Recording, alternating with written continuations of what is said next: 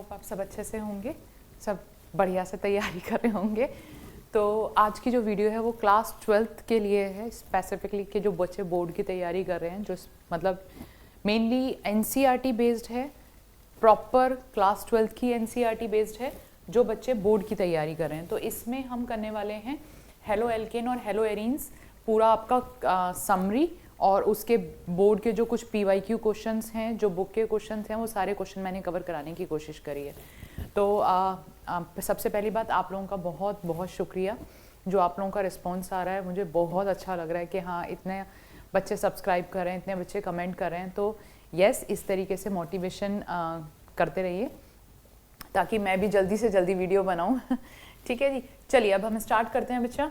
तो सबसे पहले हमारे पास में आता है नॉमेनक्लेचर। जब भी हम एल्काइल हैलाइड का या हेलो एल्केन्स का जब नॉमेनक्लेचर करते हैं, तो IUPAC नेमिंग वगैरह करते हैं, तो इसमें सबसे पहली बात तो जब आप एल्काइल हैलाइड लेते हैं या हेलो एल्केन्स देते हैं, तो आपके पास में प्राइमरी, सेकेंडरी और टर्शरी को किस तरीके से आप फाइंड आउट करते हो। अगर आपके पास में केवल ये CH3 ग्रुप है और इस CH3 ग्रुप के पास में ये आपके पास में हेलोजन ग्रुप है, ये आपके पास में हेलोजन ग्रुप है, अगर इसमें से आप एक हाइड्रोजन को सब्स्टिट्यूट करोगे और फिर वहाँ पे CH2X होगा, तो ये आपका प्राइमरी कहलाता है, जो कि मुझे यहाँ पे मैंने लिया हुआ है इस तरीके से। ये आपके पास में CH2 ग्रुप है। अब आपने क्या किया, 2 हाइड्रोजन को सब्स्टिट्यूट कर दिया और आपके पास में ये आ गया, तो आप इसे सेकेंडरी लिखेंगे। और अगर आपने तीनों हाइड्रोजन को ही सब्स्टिट्यूट कर दिया है, तो ये आपके पास में आ जाएगा टर्शरी हैलाइड। ऐसे ही अल्कोहल में भी होता है। तो जो भी आपके पास में फंक्शनल ग्रुप है, उसके साथ वाला कार्बन में अगर एक हाइड्रोजन सब्स्टिट्यूटेड है तो आप उसे प्राइमरी कहेंगे, अगर 2 हाइड्रोजन सब्स्टिट्यूटेड हैं तो आप उसे सेकेंडरी कहेंगे। 2 हाइड्रोजन सब्स्टिट्यूटेड से मतलब क्या है, 2 हाइड्रोजन हटके उसकी जगह कोई एल्काइल ग्रुप आ रखा है, तो उसे आप सेकेंडरी कहेंगे। और अगर तीनों हाइड्रोजन हटके उसकी जगह कोई एल्काइल ग्रुप आया हुआ है तो उसे आप टर्शरी कहेंगे।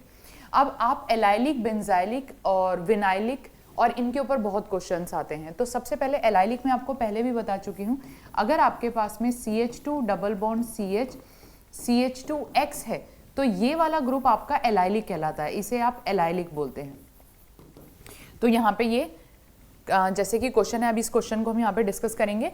इसके बाद में आपके पास में आता है बेंजाइलिक। बेंजाइलिक में आपके पास में बेंजीन रिंग के साथ में जो CH2 ग्रुप है और यहाँ पे X आ रहा है, तो आप इसे बेंजाइलिक बोलेंगे। तो ये आपका है बेंजाइलिक। ठीक है बच्चा।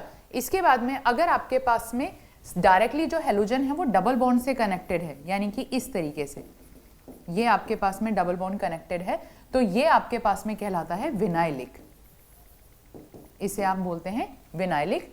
अगर आपका हेलोजन ग्रुप डायरेक्टली ही बेंजीन रिंग से कनेक्टेड है तो इसे आप बोलते हैं एराइल। इसके अलावा आप कुछ और वर्ड भी यूज करते हैं, जिसमें कि आपके पास में आता है विसिनल। अगर आपके पास में CH3 CHX X है या फिर आपके पास में CH2 CH2X X है, एडजेसेंट साथ वाले कार्बन पे अगर 2 हेलोजन ग्रुप हैं तो आप इसे विसिनल बोलते हैं। और अगर एक ही कार्बन पे 2 हाइड्रोजन है तो इसे हम जेमिनल बोलते हैं, और शॉर्ट फॉर्म में हम इसे जेम लिख देते हैं और इसे हम विस लिख देते हैं।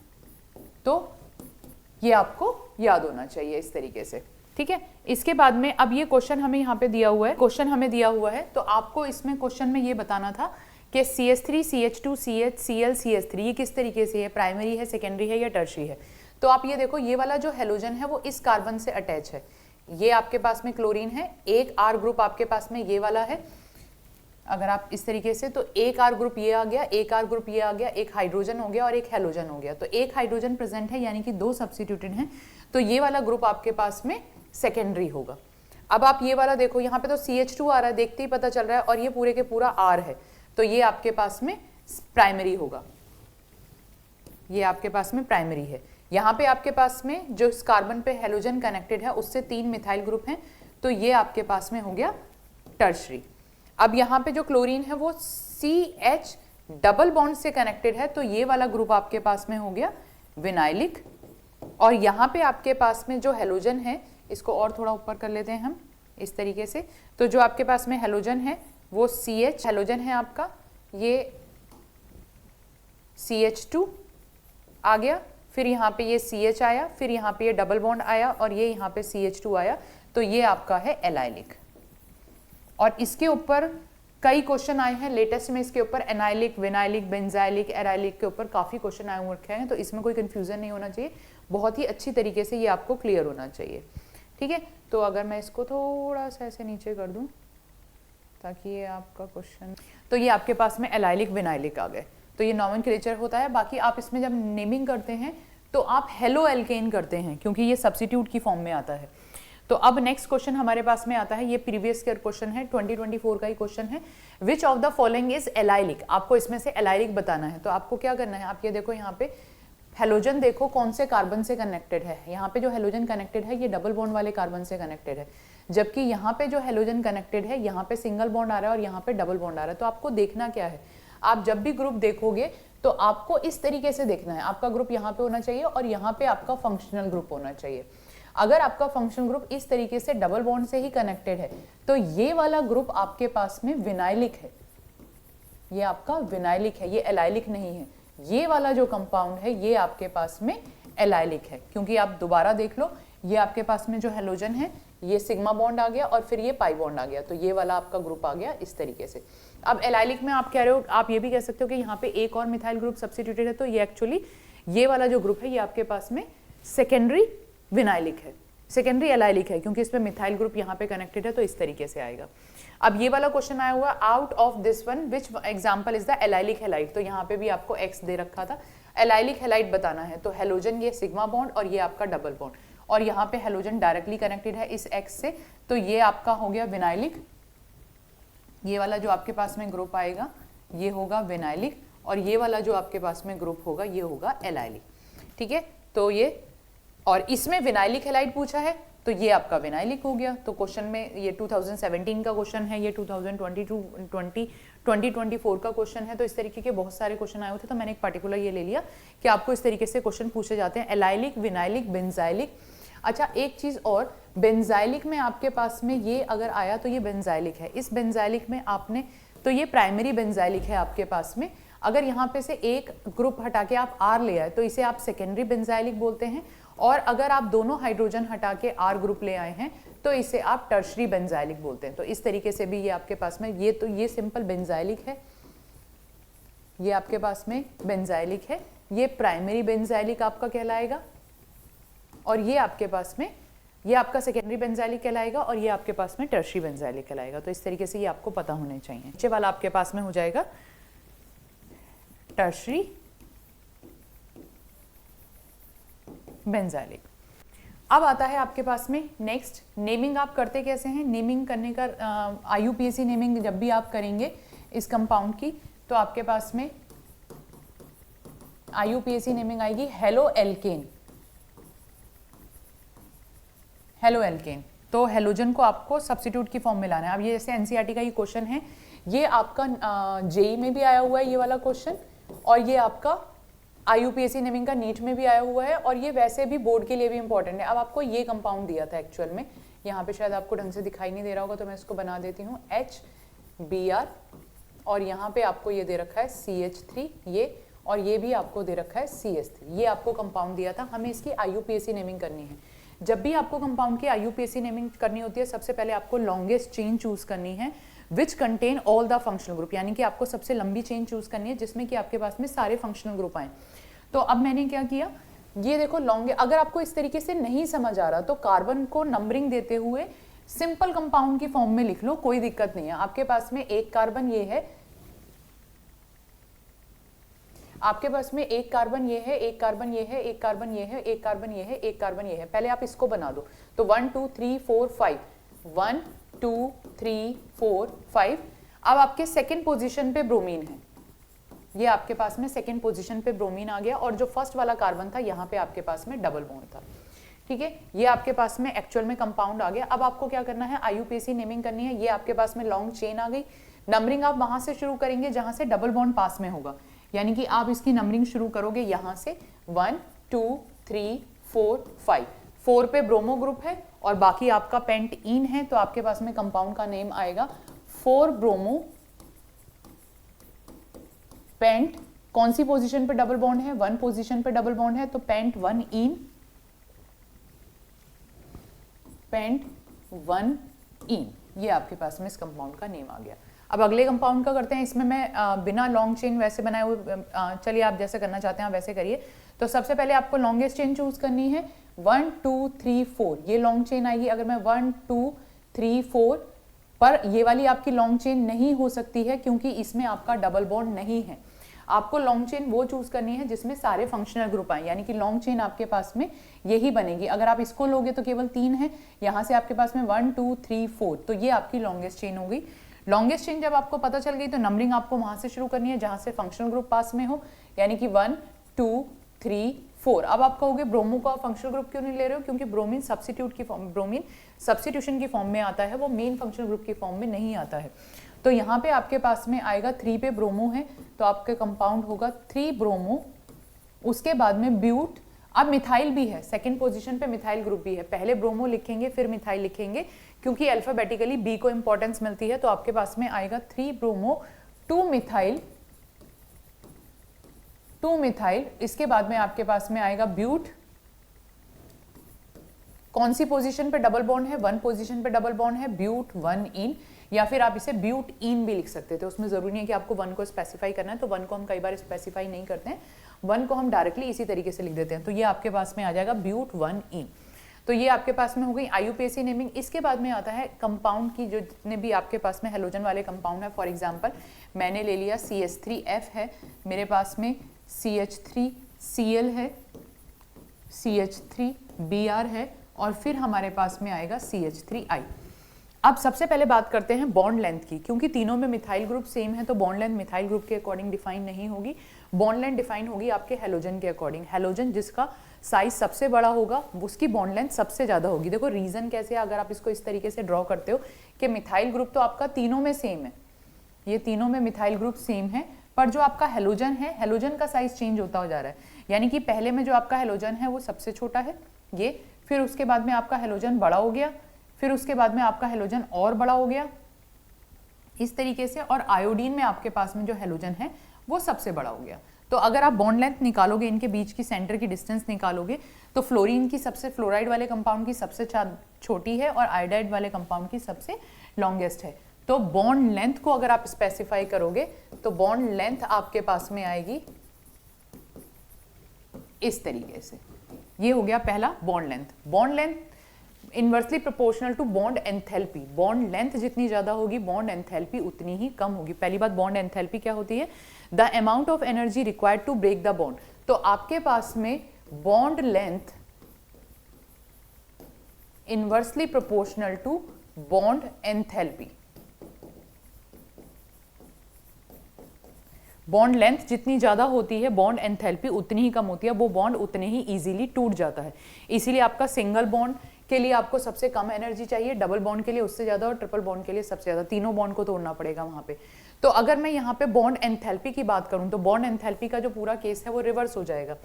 यानी कि अगर हम बॉन्ड एंथैल्पी की बात करते हैं तो बॉन्ड एंथैल्पी हमारे पास में CH3F की सबसे ज्यादा, फिर हमारे पास में CH3Cl की, फिर हमारे पास में CH3Br की, और फिर हमारे पास में आएगी CH3I की। तो इस तरीके से हमारे पास में ये बॉन्ड एंथैल्पी आ गई। बॉन्ड एंथैल्पी के बाद में आता है डाइपोल मोमेंट। अब अगर हम डाइपोल मोमेंट को देखते हैं तो dipole moment is a vector quantity and dipole moment mu is equal to q into d के इक्वल होता है। यानी कि अगर मैं डाइपोल मोमेंट की बात करूं तो आपके पास में जब भी किसी कंपाउंड का आप डाइपोल मोमेंट निकालेंगे, dipole moment is equals to q into d. Q is the charge on the ions and d is the distance, उन दोनों के बीच की डिस्टेंस और उस पर जितना चार्ज है। चार्ज जितना ज्यादा होगा डाइपोल मोमेंट उतना ज्यादा होगा। डिस्टेंस जितनी ज्यादा होगी तो आपके पास में उन दोनों के बीच की डिस्टेंस के अकॉर्डिंग भी फैक्टर आएंगे। अब दोनों चीजों को लेते हुए आपको चलना है। तो अगर आप बात करते हो कि आप ये कहो कि आयोडीन पे का साइज सबसे बड़ा है तो इसका डाइपोल मोमेंट सबसे ज्यादा होना चाहिए, बट एक्चुअली आयोडीन के केस में उसकी इलेक्ट्रोनेगेटिविटी कम होती है तो उस पर क्यू कम हो जाएगा। आपको दोनों का रिजल्टेंट निकालना है। जब आप दोनों को मल्टीप्लाई करोगे तो उसके अकॉर्डिंग आपको उन दोनों का रिजल्टेंट निकालना है। तो यहाँ के केस में फ्लोरीन आपका हाईएस्ट इलेक्ट्रोनेगेटिव एलिमेंट है और क्लोरीन उससे कम इलेक्ट्रोनेगेटिव एलिमेंट है, पर फ्लोरीन का साइज सबसे छोटा है और क्लोरीन का साइज उससे बड़ा है। तो जब आप इस तरीके से डाइपोल मोमेंट को कंपेयर करते हो, और ये जो बहुत ही इंपॉर्टेंट क्वेश्चन है यानी कि यहाँ पे जब भी आप हेलोजन्स के डाइपोल मोमेंट को कंपेयर करोगे तो डाइपोल मोमेंट आपके पास में आएगा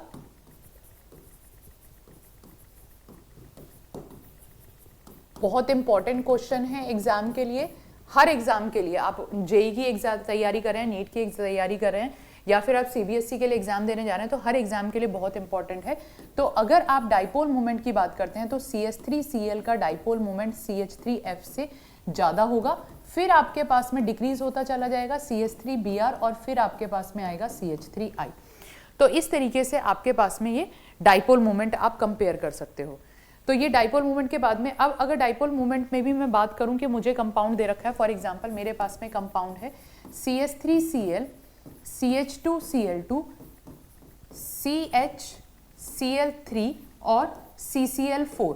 तो डाइपोल मोमेंट में पहले भी बात कर चुकी हूं, अगर आपके पास में सिमेट्रिकल कंपाउंड है तो उसका जो डाइपोल मोमेंट होगा वो जीरो होगा, यानी कि ये आपके पास में टेट्राहेड्रल कंपाउंड है, इसका डाइपोल मोमेंट जीरो होगा। अब अगर हम बात करें यहाँ पे 3 कार्बन है, 3 क्लोरीन है, तो 3 क्लोरीन की जो डायरेक्शन है वो टेट्राहेड्रल है, तो इसका रिजल्टेंट जो फोर्सेस होंगे ये इन दोनों के जो रिजल्टेंट है ये इधर होगा और इसका इधर होगा, तो 3 डायरेक्शन में डिवाइड हो गए, तो डाइपोल मोमेंट इसका 0 से ज्यादा होगा पर कम होगा। अब अगर मैं दूसरे कंपाउंड की बात करूं CHCl2 की, तो ये आपके पास में आएगा CH2Cl2, ये क्लोरीन क्लोरीन। अब इसमें जो इसका डाइपोल मोमेंट है आप वेक्टर क्वांटिटी के अकॉर्डिंग निकालोगे तो ये इस तरीके से डायरेक्शन में आ रहा है, ये यहाँ पे होगा, तो इसके कंपैरेटिवली इसका जो रिजल्टेंट वैल्यू है वो ज्यादा है। और अगर आप CH3Cl की बात करते हैं तो क्लोरीन और 3 हाइड्रोजन में 1 क्लोरीन है, तो रिजल्टेंट जो डाइपोल मोमेंट है वो खाली क्लोरीन की तरफ जाएगा, तो आपके पास में ओवरऑल जो डाइपोल मोमेंट होगा वो क्लोरीन की तरफ होगा, यानी कि डाइपोल मोमेंट आपका इन चारों कंपाउंड में इस तरीके से काम करेगा। तो ये आपके पास में ये सब्स्टिट्यूट हो गया। अब आता है अगर आपको दे रखा है बेंजीन रिंग, और बेंजीन रिंग पे आपको दे रखा है पैरा डाइक्लोरोबेंजीन, फिर आपको दे रखा है मेटा डाइक्लोरोबेंजीन, और फिर आपको दे रखा है ऑर्थो डाइक्लोरोबेंजीन, और इनके डाइपोल मोमेंट को आपको कंपेयर करने के लिए कहा हुआ है। सारे प्रीवियस ईयर क्वेश्चन है, सारे इंपॉर्टेंट क्वेश्चन है। तो अब यहाँ पे देखो तो क्लोरीन मोर इलेक्ट्रोनेगेटिव है, इसका इस डायरेक्शन में होगा, इसका इस डायरेक्शन में होगा, सिमेट्रिकल है, तो रिजल्टेंट डाइपोल मोमेंट 0 हो जाएगा। जबकि इस केस में यहाँ पे इन दोनों के बीच में 120 डिग्री का एंगल आएगा, तो जो रिजल्टेंट वैल्यू आएगी वो हल्की कम आएगी। बट अगर मैं यहाँ पे बात करूँ तो यहाँ पे जो एंगल है वो 60 डिग्री के आसपास होगा और इसका जो रिजल्टेंट वैल्यू होगी वो ज़्यादा होगी। यानी कि अगर मैं इन तीनों के डाइपोल मोमेंट को कंपेयर करूँ तो इसका डाइपोल मोमेंट का जो ऑर्डर होगा वो इस तरीके से होगा, ऑर्थो डाइक्लोरोबेंजीन, मेटा डाइक्लोरोबेंजीन और पैरा डाइक्लोरोबेंजीन में पैरा डाइक्लोरोबेंजीन का 0 होगा, या 1,4 डाइक्लोरोबेंजीन, 1,3 डाइक्लोरोबेंजीन और 1,2 डाइक्लोरोबेंजीन के अकॉर्डिंग भी आपके पास में क्वेश्चन आ सकता है। तो इस तरीके से आप डाइपोल मोमेंट को कंपेयर कर सकते हैं। तो डिफरेंट क्वेश्चन आए हुए हैं इसमें कई बार। अब आता है आपके पास में तो इसके बाद में हमारे पास में आता है preparation of haloalkanes. Preparation of haloalkanes में से सबसे पहले हमारे पास में आता है फ्रॉम एल्केन्स, और ये प्रिपरेशन हम कर चुके हैं bye free radical substitution reaction, जो मैंने पूरी वीडियो बनाई हुई है, तो वहाँ पे आप एक बार जाके देख लीजिएगा। तो पहले हमारे पास में आता है बाय फ्री रेडिकल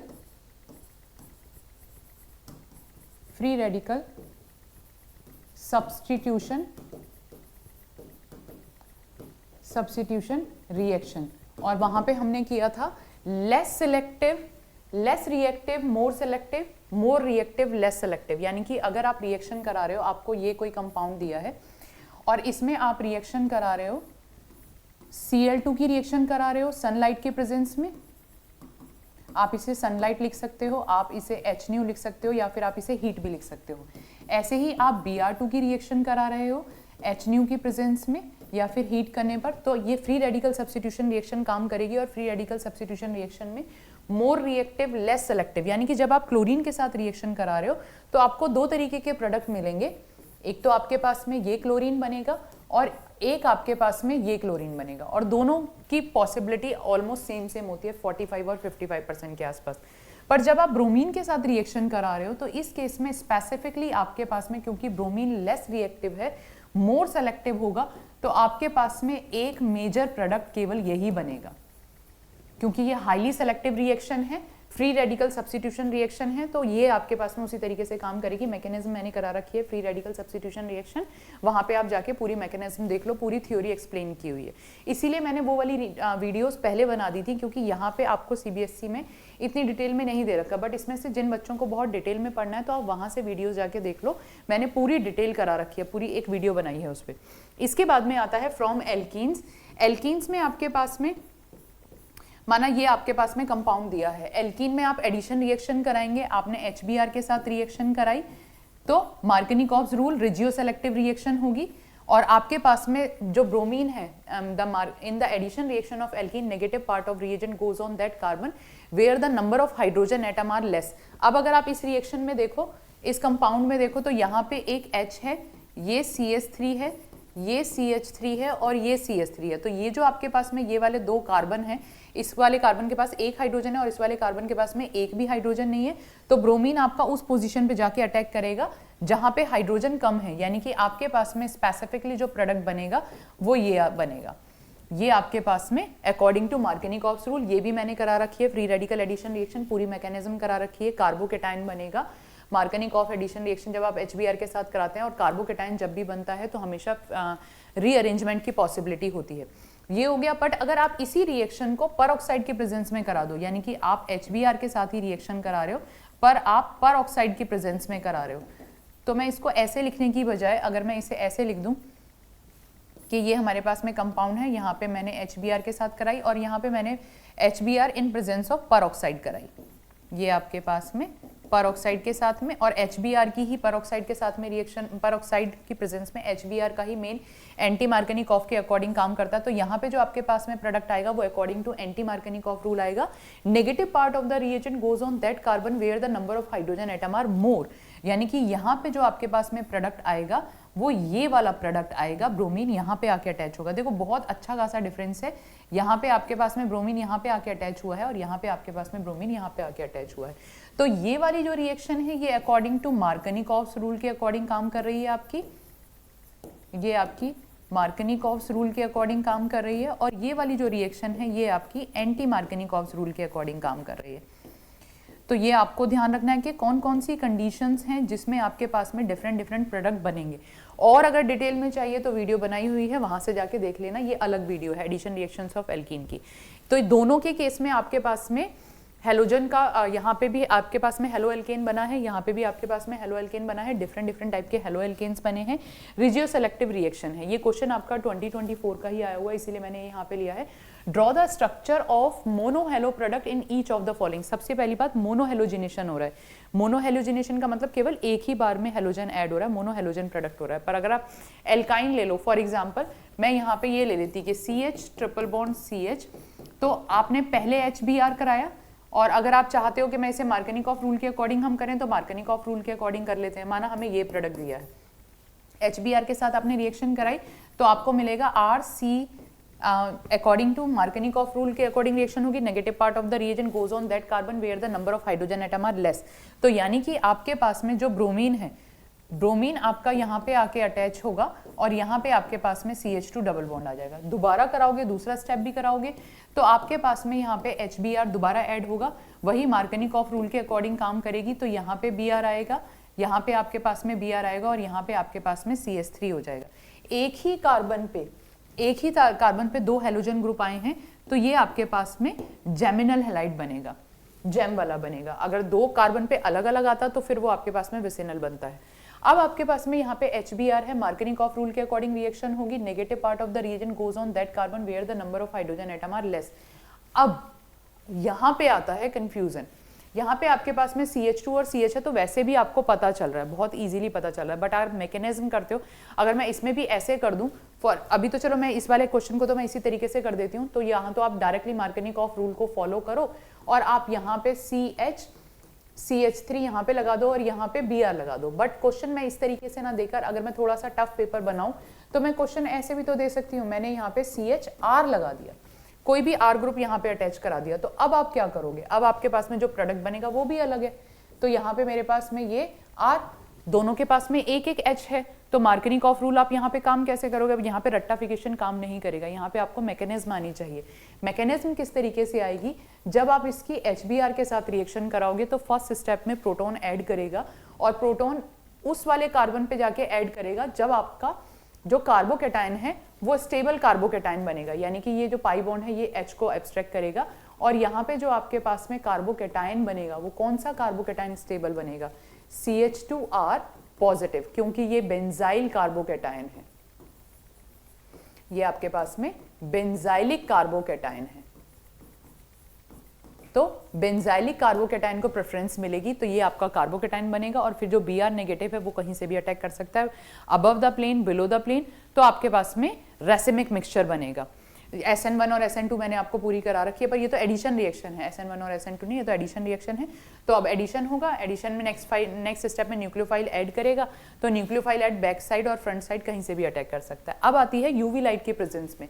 जब आप यूवी लाइट के प्रेजेंस में रिएक्शन कराते हो तो ये आपकी फ्री रेडिकल सब्स्टिट्यूशन रिएक्शन रहती है, ये एडिशन रिएक्शन नहीं होगी, ये आपकी फ्री रेडिकल सब्स्टिट्यूशन रिएक्शन है। तो अगर आप इसमें ये प्रोडक्ट लिखने की कोशिश कर रहे हो कि आप डबल बॉन्ड बना के यहाँ पे एक Br ऐड कर दोगे और यहाँ पे एक Br ऐड कर दोगे, नहीं होगा, एडिशन रिएक्शन नहीं है, ये फ्री रेडिकल सब्स्टिट्यूशन रिएक्शन है और free radical substitution more stable free radical पे बनेगी, यानी कि इस केस में जो आपके पास में प्रोडक्ट बनेगा वो ब्रोमीन आपका एलाइलिक पोजीशन पे आएगा। ये देखो एलाइलिक कार्बो, देखो दो, अब ये भी मैंने पूरा एक्सप्लेन किया हुआ है वहां पे जहां पे मैंने मैकेनिज्म करा रखी है, पूरा आपको एक्सप्लेनेशन दिया है कि ब्रोमीन यहीं पे क्यों आया है। तो आप जो फ्री रेडिकल सब्स्टिट्यूशन रिएक्शन देखेंगे वहां पे पूरा ये एक्सप्लेन किया हुआ है और ये एनसीईआरटी का सीबीएसई का प्रीवियस ईयर 2024 का ही क्वेश्चन है। तो उसी तरीके से मैंने क्वेश्चन लिए हुए हैं जो कि आपके इंपॉर्टेंट क्वेश्चन है और सारी मैकेनिज्म को देखते हो तो यहाँ पे आपके पास में एलाइलिक कंपाउंड बनेगा। इसके बाद में आता है, अब आते हैं आपके पास में preparation of alcohol. Preparation of alkyl halide from alcohol. Alcohol से जब आप एल्काइल हैलाइड की प्रिपरेशन कराते हैं बहुत सारी रिएक्शंस हैं, जैसे कि पहली रिएक्शन है अगर आप PCl5 या PBr के थ्रू कराओगे तो RCl बनेगा। अगर आप ROH की रिएक्शन PCl3 और PCl3 या PBr3 के साथ कराओगे तो RCl बनेगा। अगर आप ROH की रिएक्शन SOCl2 के साथ कराओगे तो आपके पास में RCl, SO2 और HCl बनेगा। इसके बाद में अगर ये वाली जो रिएक्शन है, ये क्वेश्चन नीट का आया हुआ क्वेश्चन है, इंपॉर्टेंट क्वेश्चन है, तो अभी और भी रिएक्शन है। अगर आप ROH की reaction Br2 plus red phosphorus के साथ कराते हैं तब भी आपके पास में RBr बनता है और I2 और रेड फास्फोरस के साथ कराते हैं तब आपके पास में आयोडीन आ जाता है। अब ये इतनी सारी रिएक्शन है, हर केस में हमारे पास में हेलोजन ही बन रहा है। तो इसमें क्वेश्चन आया था कि सबसे बेस्ट रिएक्शन कौन सी है, इसमें से जितनी भी आप हेलोजन रिएक्शन करा रहे हैं, अल्कोहल से conversion of alcohol alkyl halide करा रहे हैं, तो सबसे बेस्ट रिएक्शन किसी है? तो इसमें सबसे बेस्ट रिएक्शन हमारे पास में आती है जब आप SOCl2 के साथ रिएक्शन कराते हैं। रीजन क्या है? जो इसमें आपके साइड प्रोडक्ट बन रहे हैं, यहाँ पे जो आपका SO2 बन रहा है ये गैसियस स्टेट में बन रहा है और जो HCl है ये भी आपका गैसियस स्टेट में बन रहा है। तो जो आपके जो प्रोडक्ट हैं, जो बाय प्रोडक्ट बने हैं, वो ऑटोमेटिकली गैस की फॉर्म में रिएक्शन से बाहर चले जाएंगे। तो जो आपके पास में प्रोडक्ट आएगा वो प्यूरिफाइड फॉर्म में आएगा, वो ऑलरेडी प्यूरिफाइड फॉर्म में आएगा, तो हमारा आधा काम कम हो जाएगा। तो SOCl2 is the best reaction to convert the alcohol into alkyl halide. ये 4-5 रिएक्शन है, कई जगह यूज होनी है, ये यहाँ पे भी यूज होंगी। जब आप कार्बोक्सिलिक एसिड में OH ग्रुप को हटा के जब वहाँ पे हेलोजन लाएंगे तब भी वहाँ पे भी ऐसे ही यूज होगी। तो ये काफी इंपॉर्टेंट रिएक्शंस हैं।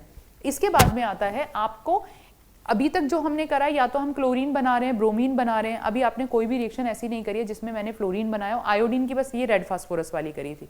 अब अगर आपको फ्लोराइड का कंपाउंड बनाना है या आयोडाइड का कंपाउंड बनाना है तो उसमें हम हेलोजन एक्सचेंज कराते हैं। हेलोजन एक्सचेंज की आपके पास में मेनली 2 रिएक्शन है, फिंकलस्टीन रिएक्शन और स्वार्ट्ज रिएक्शन। फिंकलस्टीन रिएक्शन में आप क्लोरीन को सब्स्टिट्यूट करके आयोडीन ग्रुप ले आते हैं, एक्सचेंज रिएक्शन हो जाती है, तो यहाँ पे RI और NaCl बनता है। अब आप कहोगे ये एक्सचेंज क्यों हो रहा है, और थोड़ा डिटेल में अगर आप जाने की कोशिश करते हो तो यहाँ पे आपका हार्ड एसिड हार्ड बेस और वीक एसिड वीक बेस का कॉन्सेप्ट आता है। NaCl आपका हार्ड बेस है जो कि हार्ड एसिड के साथ जाके कंबाइन होगा, जबकि एल्काइल ग्रुप आपका वीक बेस है जो कि वीक एसिड के साथ यानी कि आयोडीन के साथ जाके कंबाइन होगा। तो ये इसका रीजन ये है, इसलिए ये हेलोजन एक्सचेंज रिएक्शन होती है। अगर आपको फ्लोरीन बनाना है, फ्लोराइड वाले कंपाउंड बनाने हैं, तो डायरेक्टली जो हम फ्लोराइड के कंपाउंड बनाते हैं तो बहुत ही विगरस रिएक्शन होती है और एक्सप्लोजिव होती है। तो डायरेक्टली हम नहीं बनाते हैं, हम उसे एक्सचेंज रिएक्शन के साथ में या फिर आप डायजोनियम सॉल्ट को जब लेंगे उसके साथ कराएंगे। तो यहाँ पे आपके पास में RBr फ्लोरीन हट जाएगा, आप AgF ले सकते हैं, एंटीमनी फ्लोराइड ले सकते हैं, कोबाल्ट फ्लोराइड ले सकते हैं, मरकरी के साथ फ्लोराइड ले सकते हैं, वो F को रिप्लेस ब्रोमीन को रिप्लेस करके आपके पास में फ्लोराइड आ जाएगा। तो फिंकलस्टीन रिएक्शन आयोडीन के प्रोडक्ट के लिए है और स्वार्ट्ज रिएक्शन आपके पास में फ्लोराइड के प्रोडक्ट के लिए। याद करने का तरीका क्या है, फिंकल में F को नहीं करोगे, F को सब्स्टिट्यूशन नहीं करोगे, स्वार्ट्ज में आप F को करोगे। तो इस तरीके से याद कर लो, F फिंकलस्टीन F आ गया, F का सब्स्टिट्यूशन नहीं होगा, जिसमें F आया वहां पे F का सब्स्टिट्यूशन नहीं होगा। तो आप इस तरीके से इसको इजीली याद कर सकते हैं। तो ये हमारे पास में आ गई कुछ हेलोजन एक्सचेंज रिएक्शन। तो अभी तक जो हमने किया वो एल्काइल हैलाइड किया या हेलो एल्केन्स किया। नेक्स्ट हमारे पास में आता है हेलो एरीन्स। हेलो एरीन्स का मतलब क्या है, आपको अब बेंजीन रिंग पे हेलोजन लाना है, बेंजीन रिंग पे आपको हेलोजन लाना है। तो सबसे पहली रिएक्शन हमारे पास में हेलोजन रिएक्शन, हेलोजिनेशन रिएक्शन है, जो कि आपके पास में आती है इलेक्ट्रोफिलिक एरोमेटिक सब्स्टिट्यूशन से। इलेक्ट्रोफिलिक एरोमेटिक सब्स्टिट्यूशन की पूरी वीडियो, मतलब मैंने एक अभी कोई वीडियो नहीं बनाई है, वो प्रॉपर लेके आऊंगी जिसमें कि आपको सारी मैकेनिज्म करा दूंगी ढंग से। बट अभी क्योंकि हम एल्काइल हैलाइड की बात करें तो यहाँ पे मैं इतनी डिटेल में नहीं जाऊंगी। तो इलेक्ट्रोफिलिक सब्स्टिट्यूशन रिएक्शन है, वो इलेक्ट्रोफिलिक एरोमेटिक सब्स्टिट्यूशन रिएक्शन है, क्योंकि आप बेंजीन रिंग पे करा रहे हैं। तो इलेक्ट्रोफिलिक एरोमेटिक सब्स्टिट्यूशन रिएक्शन है ये, जिसे कि हम शॉर्ट फॉर्म में EARS कह देते हैं, इलेक्ट्रोफिलिक या EAS भी बोल देते हैं, इलेक्ट्रोफिलिक एरोमेटिक सब्स्टिट्यूशन। यानी कि अगर आप बेंजीन रिंग की रिएक्शन क्लोरीन से कराएंगे in presence of Lewis acid AlCl3 ले लो, ArBr3 ले लो, तो आपको यहाँ पे हेलोजन मिलेगा, हाइड्रोजन, जो एक हाइड्रोजन था, जो भी आप कोई सा भी हाइड्रोजन ले लो, किसी एक हाइड्रोजन को सब्स्टिट्यूट करके वहां पे क्लोरीन ग्रुप आ जाएगा। तो ये आपके पास में क्लोरीन आ गया और HCl यहाँ पे अलग हो जाएगा। आप ब्रोमिनेशन भी करा सकते हो, ये आपके पास में bromination Br2 in presence of FeBr3, ये भी आपके पास में लुईस एसिड है, लुईस एसिड की प्रेजेंस में रिएक्शन होगी, क्योंकि मैकेनिज्म में लुईस एसिड का बहुत इंपॉर्टेंट रोल है। जो सिग्मा कॉम्प्लेक्स बनेगा वहां पे ये आपके पास में इलेक्ट्रोफाइल जनरेट करने में हेल्प करता है। तो ये आपके पास में HBr आ गया, ठीक है। अब ये आपके पास में हेलोजन रिएक्शन हो गई। अब आप चाहते हो कि हेलोजन रिएक्शन इस तरीके से ना हो, हम चाहते हैं कि सब्स्टिट्यूटेड बेंजीन रिंग पे सब्स्टिट्यूट पोजीशन पे हो, तो फिर वो अभी उसकी भी बात करते हैं। तो ये आपके पास में आ गई हेलोजिनेशन रिएक्शन। इसके बाद में आता है फ्रॉम डाइएजोनियम सॉल्ट। देखो डाइएजोनियम सॉल्ट काफी इंपॉर्टेंट है। जब आप अमीन की रिएक्शन करोगे तो वहां पे तो आपको पूरा डाइएजोनियम सॉल्ट करना ही है, पर डाइएजोनियम सॉल्ट हमारे लिए हेल्पफुल क्यों होता है, अगर आपको न्यूक्लियोफिलिक एरोमेटिक सब्स्टिट्यूशन रिएक्शन करानी है तो diazonium salt is the best compound, क्योंकि नाइट्रोजन बहुत इजीली निकल जाता है और न्यूक्लियोफाइल इजीली अटैक कर लेता है। Otherwise nucleophilic substitution reaction benzene पे बहुत मुश्किल पड़ती है। तो डाइएजोनियम सॉल्ट अब बनाते कैसे हैं, अगर आप एनिलीन ले लो, ये आपके पास में एनिलीन है, एनिलीन का आप डाइएजोटाइजेशन कराओ। डाइएजोटाइजेशन आप कैसे कराते हो, आप NaNO2 प्लस HCl ले सकते हो, या फिर आप HNO2 भी ले सकते हो ये, और 0 to 5 डिग्री सेल्सियस पे ही रिएक्शन होगी, मतलब लोअर टेम्परेचर पे रिएक्शन होगी, अदरवाइज आपके पास में प्रोडक्ट नहीं बनेगा, नाइट्रोजन निकल जाएगी। तो यहाँ पे आपके पास में इस तरीके से ये डाइएजोनियम सॉल्ट बनता है, N पॉजिटिव Cl नेगेटिव, क्योंकि मैंने यहाँ पे क्लोरीन लिया है। अब ये जो डाइएजोनियम सॉल्ट है ये बहुत ही अनस्टेबल होता है, कोई भी न्यूक्लियोफाइल इस पे अटैक करेगा तो ये डाइएजोनियम सॉल्ट में से नाइट्रोजन इजी नहीं निकल जाएगा। अब इस कंपाउंड की रिएक्शन अगर मैं CuCl और आपकी CuCl और HCl से करा दूं तो मेरे पास में यहाँ पे जो प्रोडक्ट आएगा वो आपका हेलोजन अलग हो जाएगा, हेलोजन आपके पास में अलग हो जाएगा और ये नाइट्रोजन अलग हो जाएगा। तो इस तरीके से आप यहाँ पे डाइएजोटाइजेशन करा के, डाइएजोटाइजेशन कराने के बाद में आप उसमें क्लोरीन से सब्स्टिट्यूट कर दो, बना दिया। अब दूसरे में आप इसी सेम ये रिएक्शन से यहीं से आप इसमें अगर इसकी रिएक्शन CuBr प्लस HBr से कराएंगे तो यहाँ पे आपके पास में ब्रोमीन ग्रुप आ जाएगा, ये आपके पास में आ गया ब्रोमीन ग्रुप। ये दोनों रिएक्शन आपके आती हैं सैंडमेयर रिएक्शन में काउंट होती हैं, ये आपके पास में आती हैं सैंडमेयर्स रिएक्शन। तो अमीन्स में तो ये आप डिटेल में पढ़ेंगे ही पढ़ेंगे, पर यहाँ पे भी आप देख लो कि ये दोनों आपकी सैंडमेयर्स रिएक्शन आती हैं। अब अगर आपको डाइएजोटाइजेशन कंपाउंड से ही इसमें आयोडीन वाला कंपाउंड लाना है तो आप इसको आयोडीन से भी कर सकते हैं। आयोडीन के लिए आपको यहाँ पे Ki के साथ रिएक्शन करानी पड़ेगी, यानी कि अगला जब आपके पास में आप करते हैं तो आप इसकी अगर Ki के साथ रिएक्शन करा दें तो यहाँ पे ये आपके पास में आयोडो कंपाउंड आ जाएगा और आपका N2 अलग हो जाएगा। अब आता है फ्लोरीन वाला कंपाउंड, मतलब डाइएजोटाइजेशन, डाइएजोनियम जो सॉल्ट है वो बहुत इंपॉर्टेंट सॉल्ट है, जिससे आप अधिकतर जितने भी एरोमेटिक सब्स्टिट्यूटेड कंपाउंड है वो इजीली बना सकते हैं। अब आप क्या करो, N2Cl आपको दे रखा है, आपको फ्लोरो वाला कंपाउंड बनाना है, तो आप क्या करोगे, आप इस रिएक्शन में फ्लोरो वाले कंपाउंड के साथ रिएक्शन कराओ, और फ्लोरो वाले कंपाउंड के साथ में भी आप रिएक्शन इस तरीके से कराओगे कि वो जो कंपाउंड है वो आपका एक्सप्लोजिव रिएक्शन ना करे। यानी कि यहाँ पे हम अगर इसकी रिएक्शन HbF4 से करा दें तो हमारे पास में यहाँ पे पहले तो सब्स्टिट्यूशन होता है, और ये आपके पास में N2 पॉजिटिव यहाँ पे बनेगा और BF4 नेगेटिव यहाँ पे बनेगा। अगर आप इसको हल्का सा हीट कर दोगे तो फ्लोरो वाला कंपाउंड आपको फ्लोरोबेंजीन यहाँ पे मिल जाएगा, N2 अलग हो जाएगा और आपका BF3 अलग हो जाएगा। तो आपने इस डायएजोनियम सॉल्ट से हेलोजन के, बेंजीन के जितने भी हेलोजन वाले कंपाउंड हैं वो सारे के सारे बना दिए। तो ये ध्यान रखना कि इस तरीके से आपने डायजोनियम, मैंने इसको एनिलीन से शुरू करके कराया है, तो आप कैसे भी कर सकते हो, बुक में डायजोनियम सॉल्ट से दे रखा है वो, पर आप तब भी आगे जाके पढ़ोगे तो आप यहीं पे उस तरीके से याद कर लो कि आपको बार बार अलग से याद ना करना पड़े। तो ये आपके पास में अमीन में रिएक्शन दोबारा पढ़ोगे, यहीं पे आप इन सारी चीज़ों को क्लियर कर लो।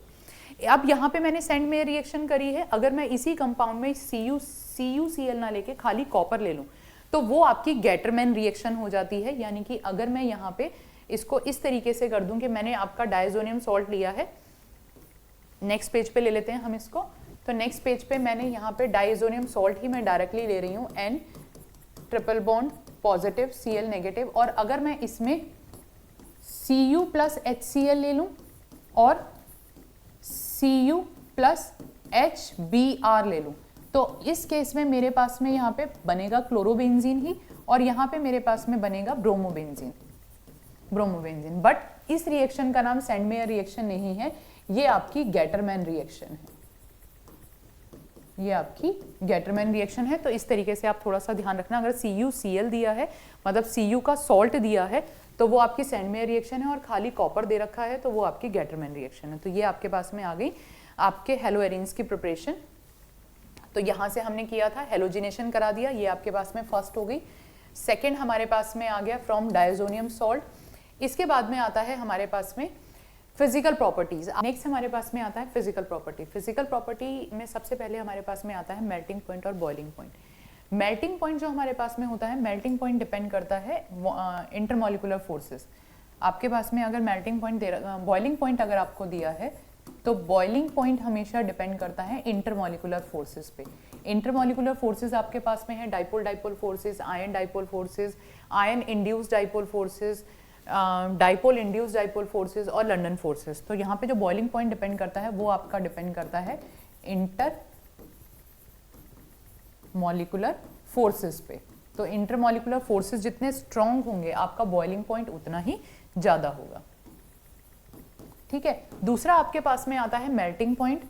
मेल्टिंग पॉइंट आपका जो डिपेंड करता है, मेल्टिंग पॉइंट डिपेंड करता है सिमेट्री से, कि आपका कंपाउंड कितना सिमेट्रिकल है। तो अधिकतर बच्चों को इसमें कंफ्यूजन रहता है कि उन्हें लगता है मेल्टिंग पॉइंट और बॉइलिंग पॉइंट एक जैसे हैं, पर थोड़ा सा फर्क होता है।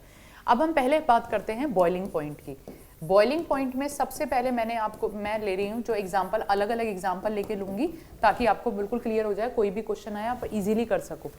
तो मेल्टिंग पॉइंट की अगर मैं बात करती हूँ तो बॉइलिंग पॉइंट की अगर मैं बात करती हूँ, अगर मुझे ये कंपाउंड दिया है CH3F, CH3Cl, CH3Br और CH3I, ये आपको कंपाउंड दिया है और मुझसे कहा गया कि आपको इनके बॉइलिंग पॉइंट को आपस में कंपेयर करना है। ठीक है, अब तो आप देखते ही कह दोगे कि यहाँ पे तो फ्लोरीन वाले का ज़्यादा होगा, है ना, ऐसा होगा क्योंकि इसका जो डाइपोल डाइपोल फोर्सेस हैं वो बहुत ज़्यादा है, बट ऐसा नहीं होता। यहाँ पे जो आपका बॉइलिंग पॉइंट है वो सरफेस एरिया पे डिपेंड करेगा। सरफेस एरिया आपका आयोडीन का साइज सबसे बड़ा है। Greater the surface area, greater the van der Waals forces, greater the boiling point. तो यानी कि यहाँ पे आपके पास में जो अरेंजमेंट ऑफ बॉइलिंग पॉइंट आएगा वो इस तरीके से आएगा, पहली चीज़। दूसरी चीज़, अगर आपको एक ही कंपाउंड दिया है पर उसमें आपके पास में नंबर ऑफ हेलोजन बढ़ते जा रहे हैं, फॉर एग्जाम्पल मैंने ले लिया CH3Cl, फिर मैंने दिया CH2Cl2, फिर मैंने आपको क्वेश्चन दिया CHCl3 और फिर मैंने आपको क्वेश्चन दिया CCl4। अब आपको इन सब के बॉइलिंग पॉइंट कंपेयर करने हैं, तो हेलोजन जितने ज़्यादा बढ़ते चले जाएंगे बॉइलिंग पॉइंट उतना ही बढ़ता चला जाएगा। दूसरा चीज़, तीसरी चीज, नंबर ऑफ कार्बन अगर इंक्रीज करते हैं, नंबर ऑफ कार्बन इंक्रीज करते हैं तो सरफेस एरिया इंक्रीज करता है, सरफेस एरिया इंक्रीज करेगा तो बॉइलिंग पॉइंट इंक्रीज ही करेगा। यानी कि अगर आपको दिया है CH, मुझे पहले दिया है CH3Cl और फिर मुझे दिया है CH3 CH2Cl, फिर मुझे दिया है CH3 CH2 CH2Cl और फिर मुझे दिया हुआ है CH3 CH2 CH2Cl। तो यहाँ पे एक कार्बन है, यहाँ 2 कार्बन है, 3 कार्बन है, 4 कार्बन है, तो जैसे जैसे नंबर ऑफ कार्बन इंक्रीज करेंगे बॉइलिंग पॉइंट इंक्रीज करेगा। अब आता है आपको अगर आइसोटॉप्स आपको अगर आइसोमर्स दे रखे हैं, चेन आइसोमर्स दे रखे हैं, यानी कि आपको एक कंपाउंड दिया है 1 2 3 4 5, ये आपको 1 2 3 4 ये दे रखा है, एक कंपाउंड आपको ये दिया है, दूसरा कंपाउंड आपको मान लेते हैं ये दिया है, ये यहाँ पे आप CH3 कर दो, और तीसरा कंपाउंड आपको दिया है ये, इसके बाद में एक कंपाउंड आपको ये भी दिया हुआ है, ये, ठीक है। अब मुझे इनके बॉइलिंग पॉइंट के अकॉर्डिंग इन कंपाउंड को अरेंज करना है। इसमें 4 कार्बन है, स्ट्रेट चेन में है, इसका बॉइलिंग पॉइंट सबसे ज्यादा होगा, नो डाउट के सरफेस एरिया इसका सबसे ज्यादा है, प्राइमरी का सबसे ज्यादा है। इसके बाद में ये कंपाउंड आपका सेकेंडरी है और ये कंपाउंड आपका सब्स्टिट्यूटेड है, उसकी चेन छोटी है जबकि इसकी चेन बड़ी है। तो यहाँ पे आपके पास में अगर मैं इनको नंबरिंग दे दूं 2 3 4, तो 4 का इससे ज्यादा होगा, फिर सेकंड का और थर्ड का सबसे कम होगा। यानी कि सब्स्टिट्यूशन जितना ज्यादा होता चला जाएगा बॉइलिंग पॉइंट उतना ही डिक्रीज होता चला जाएगा। ये सारे के सारे आपके प्रीवियस ईयर क्वेश्चन है, बहुत अच्छे से कर लेना, बहुत इंपॉर्टेंट है ये आपके लिए। ये हो गया। अब आता है मेल्टिंग पॉइंट। मेल्टिंग पॉइंट की अगर आप बात करोगे तो मेल्टिंग पॉइंट सिमेट्री पे डिपेंड करता है। तो मेल्टिंग पॉइंट के लिए हमारे पास में ये क्वेश्चन कई बार एग्जाम में आया हुआ है। आपको ऑर्थो कंपाउंड दे रखा है, आपको मेटा कंपाउंड दे रखा है और आपको पैरा कंपाउंड दे रखा है। तो आप ये देखो, मेल्टिंग पॉइंट ऑर्थो कंपाउंड का 256 है, मेटा कंपाउंड का 249 है और पैरा कंपाउंड का 323 है, सबसे ज्यादा है। द रीजन इज, जो आपके पास में पैरा कंपाउंड है वो कंपाउंड आपके पास में सिमेट्रिकल है, उसमें सिमेट्रिकल अरेंजमेंट है, बहुत ही सिमेट्रिकली अरेंज है। तो सिमेट्रिकल अरेंजमेंट होने के कारण कंपाउंड की जो स्ट्रक्चर है वो बहुत ही वेल डिफाइन हो जाता है, जिसके कारण उसका मेल्टिंग पॉइंट बढ़ जाता है। और ऑर्थो और पैरा का ऑलमोस्ट मेल्टिंग पॉइंट सेम है, ऑर्थो और मेटा का मेल्टिंग पॉइंट ऑलमोस्ट सेम है, उसमें भी मेटा का कम है क्योंकि वो अनसिमेट्रिकल कंपाउंड है। डाइपोल मोमेंट के क्वेश्चन मैंने आपको पहले ही ले लिए हैं, वहीं पे मैंने ले लिया था कि मैं अगर आपको दे दूं CH3Cl, CH2Cl2, CH, Cl3 और CCl4, ये क्वेश्चन कई बार एग्जाम में आया हुआ है, बहुत इंपॉर्टेंट क्वेश्चन है। इसी में भी मैंने ये वाला क्वेश्चन भी आपको पहले ही करा दिया है कि अगर आपको डाइक्लोरो वाला दे रखा है कंपाउंड तो वो भी आप कंपेयर कर सकते हो डाइपोल मोमेंट के अकॉर्डिंग, ठीक है। ये आपके पास में हो गई फिजिकल प्रॉपर्टीज। फिजिकल प्रॉपर्टीज में एक और आता है सॉल्युबिलिटी। सॉल्युबिलिटी जो होती है इन कंपाउंड की, क्योंकि ये पोलर कंपाउंड है, सॉल्युबिलिटी अगर आप वाटर में बात करोगे तो these compound are less soluble in water, क्योंकि ये पोलर कंपाउंड है, जबकि वाटर जो है, वाटर का जो डाइइलेक्ट्रिक कांस्टेंट है वो बहुत ज्यादा होता है। तो इनके पास इतनी एनर्जी नहीं होती है कि ये उसके डाइइलेक्ट्रिक कांस्टेंट को मतलब या फिर उसकी सिमेट्री का या अरेंजमेंट को डिस्ट्रॉय कर सके। तो the haloalkanes are less soluble in water, इनकी सॉल्युबिलिटी बहुत कम है। और इसी के अकॉर्डिंग हमारे पास में जब आप प्राइमरी, सेकेंडरी और टर्शरी अल्कोहल का डिफरेंशिएशन करते हो तो वो इसका सॉल्युबिलिटी का ही रूल है। वो हम जब करेंगे प्राइमरी ल्यूकास टेस्ट जब आप करते हैं, टर्बिडिटी अपीयर होती है, वो सॉल्युबिलिटी के कारण ही होती है कि वो कौन सा सबसे कम सबसे जल्दी बनेगा, और वो टर्बिडिटी बताता है क्योंकि वो सॉल्युबिलिटी के अकॉर्डिंग होता है। नेक्स्ट आता है आपके पास में chemical reaction of haloalkanes. Chemical reaction of haloalkane की आपकी 3 तरीके की रिएक्शन है। एक तो आप न्यूक्लियोफिलिक सब्स्टिट्यूशन रिएक्शन करोगे, इसे मैंने पहले ही आपको करा दिया है, इसलिए जो इसकी मैकेनिज्म है SN1 SN2 में यहाँ पे नहीं कराऊंगी, मैंने पूरी एक अलग से वीडियो बना रखी है SN1 SN2 की, आप उसको जाके देखो। तो यहाँ पे आपके पास में न्यूक्लियोफाइल आएगा और हेलोजन अलग हो जाएगा। एलिमिनेशन रिएक्शन की भी पूरी एक वीडियो बना रखी है, यहाँ पे आपके पास में माना CH3 CH CH2 CH3 और हेलोजन यहाँ पे दे रखा है। आप इसको एल्कोहलिक KOH या किसी भी स्ट्रॉन्ग बेस के साथ में रिएक्शन कराओगे तो एलिमिनेशन रिएक्शन होगी। ZZF रूल के अकॉर्डिंग यहाँ पे प्रोडक्ट बनेगा। हाफमैन प्रोडक्ट कहाँ पे बनेगा वो भी आप जाके देखो, पूरी वीडियो मैंने वहाँ पे बना रखी है। रिएक्शन विद मेटल, मेटल के साथ में रिएक्शन करते हैं तो अगर आप RX की रिएक्शन मैग्नीशियम से करा दो इन presence of dry ether, dry condition में लेना है आपको, मॉइस्ट कंडीशन नहीं लेनी है, यानी कि ड्राई ईथर और मैग्नीशियम की आपने रिएक्शन कराई तो आपके पास में ग्रिग्नार्ड रिएजेंट बनेगा, RMgX बनेगा। इसी तरीके से आप लिथियम के साथ भी रिएक्शन करा सकते हो इसकी, तो RLi बनेगा। कॉपर के साथ रिएक्शन कराओगे तो आपके पास में गिलमैन रिएजेंट बनेगा, फिर उसको फर्दर कॉपर से तो गिलमैन रिएजेंट बनेगा। तो ये इसके मेटल के साथ में रिएक्शंस हैं। अब हम सबसे पहले हम जो ले रहे हैं वो हम ले रहे हैं न्यूक्लियोफिलिक सब्स्टिट्यूशन, जो आपने SN रिएक्शन करी थी, न्यूक्लियोफिलिक सब्स्टिट्यूशन रिएक्शन। SN1 में आपने SN1 और SN2 दोनों करी थी। अब देखो कि कितनी लार्ज कैटेगरी है न्यूक्लियोफिलिक सब्स्टिट्यूशन रिएक्शन की। तो आपके पास में ये पूरे हेलोजन हैं और ये आपके न्यूक्लियोफाइल हैं। आयोडाइड वाला तो आप अभी पढ़ के आए हो, जो आपने किसमें किया है, स्वार्ट्ज रिएक्शन में किया है। NaI के साथ कराओगे तो ये इसको एक्सचेंज करके आयोडीन ले आएगा। OH के साथ कराओगे OH आ जाए, एल्कोहल बन जाएगा। यहाँ पे ईथर बनेगा, यहाँ पे थायो ईथर बनेगा, यहाँ पे थायो अल्कोहल बनेगा, यहाँ पे थायो ईथर बनेगा, यहाँ पे अमीन बनेगा, यहाँ पे एजाइड बनेगा, RN3, ठीक है। और N3 का स्ट्रक्चर इस तरीके से होता है। अगर आप नाइट्राइड की बात करते हैं, डबल बॉन्ड N इस तरीके से, यहाँ पे ये पॉजिटिव है और ये नेगेटिव है, यहाँ पे इसके पास में 2 लोन पेयर हैं और ये R के साथ कनेक्टेड होता है। तो ओवरऑल जो कंपाउंड है वो इस तरीके से न्यूट्रल हो गया। इसके बाद में आपके पास में एल्काइंस, और ये इंपॉर्टेंट रिएक्शन है, कई बार आई हुई है।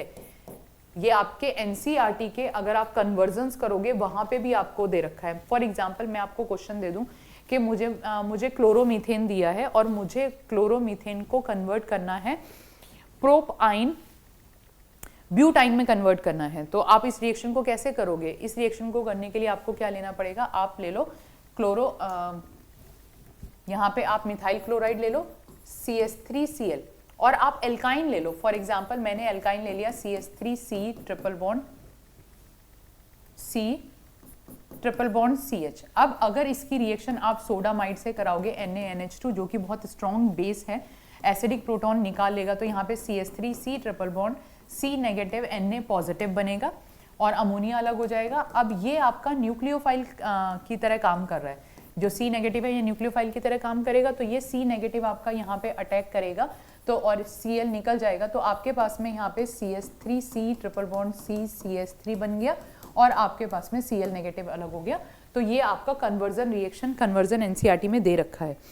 इस तरीके से आप इसको कन्वर्ट कर सकते हो। इसके बाद में आपके पास में CN। अब यहाँ पे एक क्वेश्चन जो NCERT में आपको दिया हुआ है कि अगर आप इसकी रिएक्शन,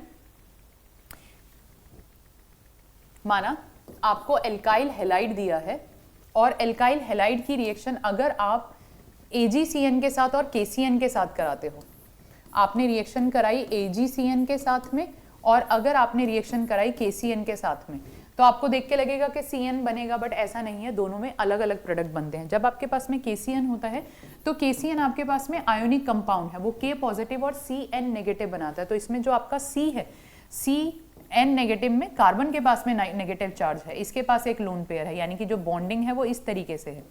नाइट्रोजन के पास नेगेटिव चार्ज नहीं है, कार्बन के पास नेगेटिव चार्ज है, तो ये कार्बन अटैक करेगा और आपके पास में RCN बनेगा। बट जब आप AgCN की बात करते हो तो AgCN is a covalent compound. Covalent compound में जो आपका Ag है वो C के साथ कनेक्टेड है और ट्रिपल बॉन्ड नाइट्रोजन इस तरीके से है। तो जो नाइट्रोजन का जो लोन पेयर है वो एज ए न्यूक्लियोफाइल की तरह काम करेगा और इस केस में जो आपको प्रोडक्ट बनेगा वो RNC बनेगा। ये आइसोसाइनाइड बना है और ये साइनाइड बनेगा आपके पास में। तो ये वाला कंपाउंड आपके पास में साइनाइड होगा और ये वाला कंपाउंड आपके पास में आइसोसाइनाइड होगा। क्वेश्चन एग्जाम में आया हुआ है, CBSE के लिए बहुत इंपॉर्टेंट क्वेश्चन है, ठीक है, बोर्ड के लिए बहुत इंपॉर्टेंट क्वेश्चन है। CBSE नहीं लिखती हूँ, बोर्ड लिख देती हूँ इसको, क्योंकि फिर आप CBSE, तो बोर्ड के लिए बहुत इंपॉर्टेंट क्वेश्चन है। क्लास 12 बोर्ड के लिए आपके पास में बहुत इंपॉर्टेंट क्वेश्चन है कि कब आपका आइसोसाइनाइड बनता है और क्यों बनता है, क्योंकि AgCN आपका कोवेलेंट कंपाउंड है, तो उसमें नाइट्रोजन का lone pair as a nucleophile free होता है जो कि अटैक करता है। सेम यही चीज आपके पास में जब आप रिएक्शन कराते हो KNO2 के साथ में और आप रिएक्शन करा रहे हो AgNO2 के साथ में, जब आप AgNO2 का स्ट्रक्चर देखोगे तो AgON डबल बॉन्ड O इस तरीके से होता है। जब आप KNO2 का स्ट्रक्चर देखते हो तो आपके पास में K पॉजिटिव और N double bond O negative इस तरीके से होता है। अब उस केस में आपका O फ्री है तो O अटैक करेगा, तो आपके पास में RONO2 बनेगा, और जबकि इस केस में आपका नाइट्रोजन अटैक करेगा तो यहाँ पे आपके पास में RNO2 बनेगा। तो इस तरीके से दोनों का रीजन वही है कि एक में आपके पास में आयनिक कंपाउंड है और दूसरे में आपके पास में कोवेलेंट कंपाउंड है, तो आपके प्रोडक्ट अलग अलग बनेंगे। बट क्वेश्चन आपको बहुत अच्छी तरीके से याद होना चाहिए, बहुत अच्छी तरीके से आपको पता होना चाहिए कि कहाँ पे क्या होता है, ठीक है ना। तो यहाँ पे नाइट्रोजन का लोन पेयर अटैक कर रहा है और यहाँ पे ऑक्सीजन का लोन पेयर अटैक कर रहा है, क्योंकि ऑक्सीजन का फ्री है, ऑक्सीजन पे नेगेटिव चार्ज है। इसके बाद में आपके पास में आता है next, which of the following molecule has chiral centre. तो यहीं पे जब मैंने आपको SN1 और SN2 रिएक्शन कराई थी तो कायरल सेंटर बताया था, बट अगर आप बोर्ड के हिसाब से तैयारी कर रहे हो वहाँ पे मैंने कायरल सेंटर और थोड़ा डिटेल में कराया था। यहाँ पे आपको क्या देखना है, अगर आपके पास में चारों ग्रुप अलग हैं तो आपका कायरल सेंटर होगा और आपको कुछ नहीं देखना।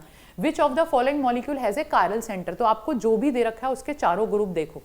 अब यहाँ पे मैं अगर ग्रुप देखूंगी तो ये मिथाइल ग्रुप है, यहाँ पे एक हाइड्रोजन है, एक ब्रोमीन है और 2 मिथाइल ग्रुप है, यानी कि इसके 2 ग्रुप सेम हो गए हैं। यहाँ पे आप देखो अगर तो इसके पास में 2 मिथाइल ग्रुप है, तो ये आपका कायरल सेंटर नहीं है। अब इस वाले कार्बन की बात करते हैं, ये मिथाइल आ गया, एक हाइड्रोजन आ गया, एक क्लोरीन आ गया, एक CH2Br ग्रुप आ गया। और इसको लिखना चाहते हो और अच्छे से लिख दो तो ताकि आपको क्लियर हो। तो ये आपके पास में आएगा CH3, यहाँ पे आपके पास में आ गया H, यहाँ पे आ गया Cl और यहाँ पे आपके पास में आ गया CH2Br। चारों ग्रुप अलग अलग हैं, ये कंपाउंड आपका कायरल होगा, बिल्कुल कायरल कंपाउंड है, यानी कि ऑप्शन बी करेक्ट है। आगे भी देख लेते हैं, यहाँ पे आपको C दिया है HOH, ये आपके पास में CH2OH है और ये भी आपके पास में CH2OH है, तो दोनों ग्रुप सेम है, ये वाले दोनों ग्रुप सेम होगा, ये भी कायरल सेंटर नहीं है। और यहाँ पे भी आपको दिख रहा है CH3 ये भी कायरल सेंटर नहीं है। तो चारों ग्रुप अगर अलग हैं तो आपका कंपाउंड कायरल सेंटर शो करेगा। इसके बाद में retention of configuration is observed. अब हमने 2 तरीके की रिएक्शन करी थी, SN1 और SN2। SN2 में अपोजिट साइड से अटैक होता है जिससे इन्वर्जन ऑफ कॉन्फिगरेशन कहते हैं, तो वहां पे SN2 हमें पता चल गया इन्वर्जन ऑफ कॉन्फिगरेशन है। SN1 में आपका कार्बोकेटायन बनता है, तो आपका जो न्यूक्लियोफाइल है वो दोनों तरफ से अटैक कर सकता है, तो वहां पे रिटेंशन ऑफ कॉन्फिगरेशन भी हो सकता है और इन्वर्जन ऑफ कॉन्फिगरेशन भी हो सकता है। तो अब retention of configuration is observed, SN2 में तो इन्वर्जन ऑफ कॉन्फिगरेशन ही होगा, नहीं होगा। नीदर SN1 ये भी नहीं है, SN2 reaction as well as SN1 नहीं, ये भी नहीं है, तो आपके पास में आंसर आएगा रिटेंशन ऑफ कॉन्फिगरेशन SN1 में होता है। ठीक है, रेसिमिक मिक्सचर बनता है बट रिटेंशन ऑफ कॉन्फिगरेशन के कॉन्सेप्ट हैं। अब हमारे पास में यहाँ पे मैंने ये पूरी रिएक्शन दोबारा आपको दे रखी है, replacement bye OH group. Alkyl halide की आप KOH के साथ रिएक्शन कराओगे तो आपका OH ग्रुप रिप्लेस हो जाएगा। AgOH के साथ कराओगे, पर AgOH के साथ जब भी आप कराते हो Ag2O + H2O, ये हमेशा SN1 रिएक्शन को फेवर करता है, क्योंकि वो कार्बोकेटायन बना देता है, सिल्वर वहां से अटैक करके वो SN1 को फेवर करता है। आप एल्कोक्साइड के साथ कराओगे ईथर बनेगा, कार्बोक्सिलेट आयन के साथ कराओगे तो आपके पास में एस्टर बनेगा। रिप्लेसमेंट बाय साइनो ग्रुप, ये भी आपको मैंने पूरा करा दिया। इसके बाद में साइनो ग्रुप के साथ जब आप रिप्लेसमेंट कराते हैं तो जो CN ग्रुप बनता है, अगर आप उसको इसे स्टेप अप रिएक्शन कहते हैं, एक एक्स्ट्रा कार्बन बन गया, यानी कि हुआ क्या, मेरे पास में CH3Cl था, मैंने इसकी रिएक्शन KCN के साथ कराई तो मुझे कंपाउंड मिला CH3CN, और ये कंपाउंड मेरे लिए बहुत इंपॉर्टेंट है, इसको मैं कई तरीके से यूज कर सकती हूँ। अगर मैं इसका पार्शियल हाइड्रोलिसिस कराऊं तो मेरे पास में CH3CONH2 एमाइड बनेगा। अगर मैं इसका कंप्लीट हाइड्रोलिसिस कराऊं तो मेरे पास में CH3COOH बनेगा, और अगर मैं इसका रिडक्शन करा दूं तो मेरे पास में प्राइमरी अमीन बन जाएगा CH3CH2NH2। आइसोसाइनो वाला मैंने आपको बता दिया, AgCN के साथ में आपको आइसोसाइनो मिलेगा। नाइट्राइट के साथ में KNO2 के साथ में आप कराएंगे तो नाइट्राइट बनेगा। AgNO2 के साथ में आप कराएंगे तो आपके पास में नाइट्रो कंपाउंड आएगा। तो ये वाले जो आपके पास में कंपाउंड होते हैं जिसमें CN है, C की साइड से भी अटैक हो रहा है और आपका नाइट्रोजन की साइड से भी अटैक हो रहा है। ऐसे ही जब आपको पास में NO2 और O दिया है तो नाइट्रोजन भी अटैक कर रहा है और O भी अटैक कर रहा है। तो इस तरीके के न्यूक्लियोफाइल को हम एम्बीडेंट न्यूक्लियोफाइल बोलते हैं। ये क्वेश्चन भी आपके एग्जाम में आया हुआ है। एम्बीडेंट न्यूक्लियोफाइल क्या होते हैं? A nucleophile which has 2 atom for donation, which has 2 atom which can act as a nucleophile. Though either of any one atom is going to act as a nucleophile. इन दोनों में से कोई एक एटम जो होगा वो न्यूक्लियोफाइल की तरह काम करेगा, पर दोनों की पॉसिबिलिटी है, वो डिपेंडिंग अपॉन द कंडीशंस कि आपके पास में रिएक्शन की कौन सी कंडीशन है, उसके अकॉर्डिंग आपके पास में अलग अलग प्रोडक्ट बनते हैं।